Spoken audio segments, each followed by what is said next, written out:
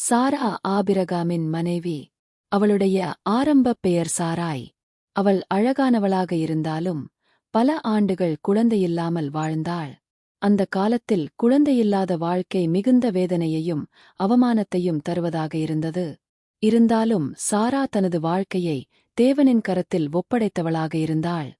ஒருநாள் தேவன் ஆபிரகாமை அழைத்து, உன் தேசத்தையும் உறவுகளையும் விட்டு புறப்பட்டு நான் காட்டும் தேசத்துக்குச் செல் என்று சொன்னார்.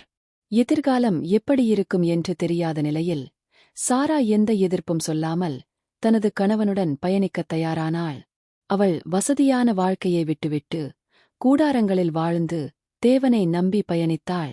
பஞ்சம் வந்தபோது அவர்கள் எகிப்துக்குச் சென்றார்கள். அங்கு சாராவின் அழகினால் ஆபிரகாம் பயந்து, நீ என் சகோதரி என்று சொல்லச் சொன்னார். பரோவன் சாராவை தனது அரண்மனைக்கு அழைத்து